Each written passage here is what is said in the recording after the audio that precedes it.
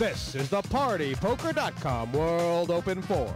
The best in the business are queuing up to put their hold'em skills on the line in one of poker's greatest tournaments. I always call No Limit Texas Hold'em the beautiful game. I always think I'm going to win. It's a real man's game. If I win it, it's all skill. Do I sound like I know what I'm talking about? 12 heats will be played out, and in this round, the winners go through to the semifinals. The runners-up get a second chance in a turbo round. Over $500,000 is the prize pool, and the winner will take a huge $250,000 first prize. This is unique. This is poker at its best. Wow, wow, wow. Dreams will be crushed. Wow. And champions will be born. It's fun when you win. Heat 3 features another great lineup. A man, an Irish man, Mick McCool. His biggest poker win was when he came second at the Irish Poker Championships and bagged $160,000. It's a very interesting deal tactically. You know, it's going to be a real mental battle. This current London poker hero, Neil "Bad Beat" Channing, is on a roll. He won the Irish Open bagging over $1.2 million. Unflappable, unstoppable, unbeatable. Winning this, in terms of like winning a large sum of money, it's no big deal. I'm rich now anyway. This guy is the 20-year-old living the dream. A successful online player with a cheeky side. This is Josh Tyler's debut on the World Open table, but his confidence is flying. I was told I was with a bunch of online qualifiers, and it turns out I've got one of my rivals, Channing, who constantly beats me. This 23-year-old poker player from Torquay was 54th in the World Series of Poker in 2006. He has been going pro for 4 years and is set on making a name for himself on the table tonight. Scott O'Reilly. I'm looking for a big result. I've had quite a few decent results that have given me some nice cash wins, but nothing. I've not had like a decent first where, I want a title. Bingo! It's Robin Keston. He is a well-known face on the circuit who recently took his biggest cash win at the EPT Grand Final. He is sky. He is high. He will fly. I'm a bit cynical. I've been around it a little bit longer than some of these younger guys now. When I first started playing, I was always the young guy in the table, and now I'm very often the oldest guy at the table. Nathan Lee from Essex is taking to the World Open table for the first time. This is just a sideline hobby for the company director. He's got potential. To win the tournament, obviously the money's nice and all, but it's a good tournament to win it is. Yeah, bragging rights are good on it, so yeah, I'd love to win it. Well, no Fishermania here. It's all pros stocked on this table tonight.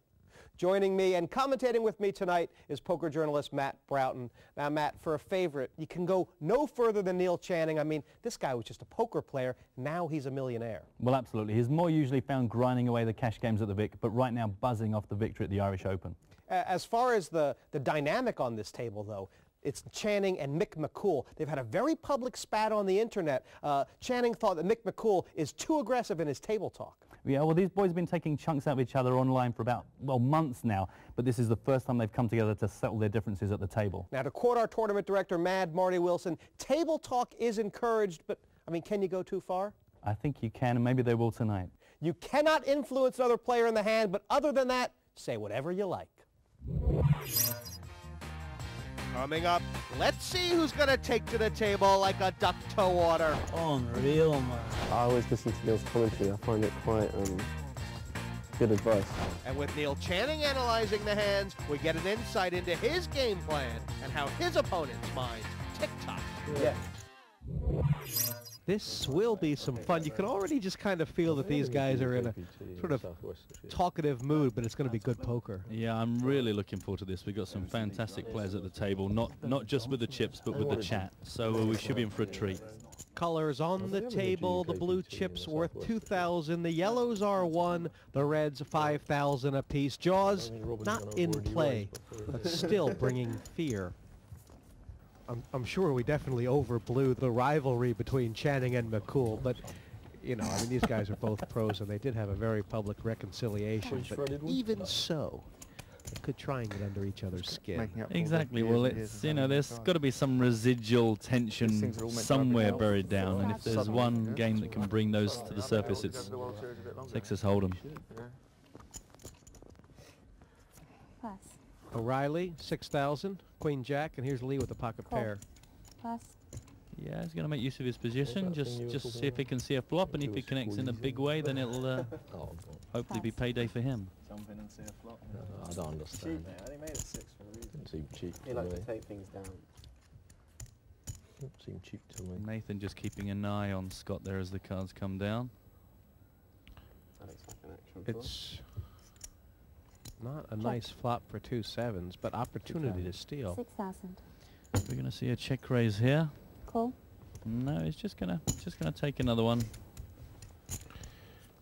Who's got more information on the other's hand? Well, right now, because of how they both played it, it's pretty hard to funnel it down to any particular Board already.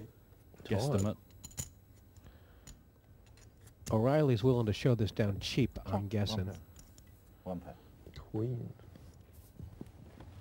Yeah, no one's going to get too excited too early, I guess. You know, unless you know you got the stone cold nuts, then why would you want to get too involved? But I'm sure a bit later on in the game, then that would be a hand with far more chips involved than right now.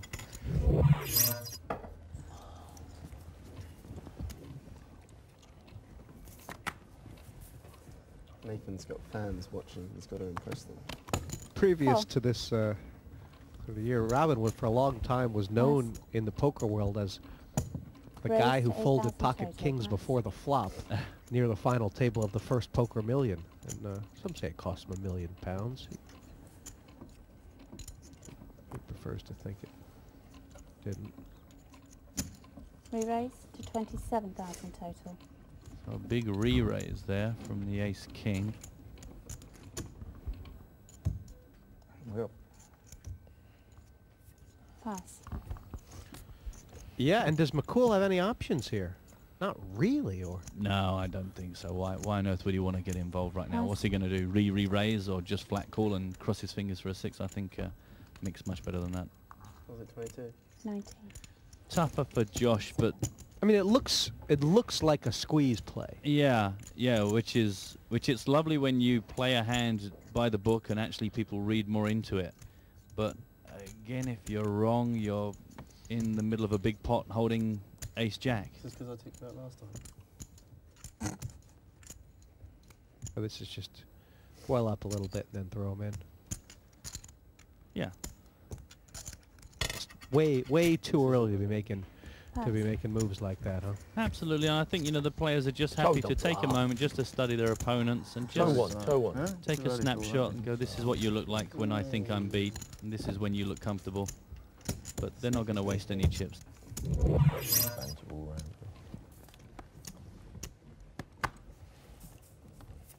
Pass.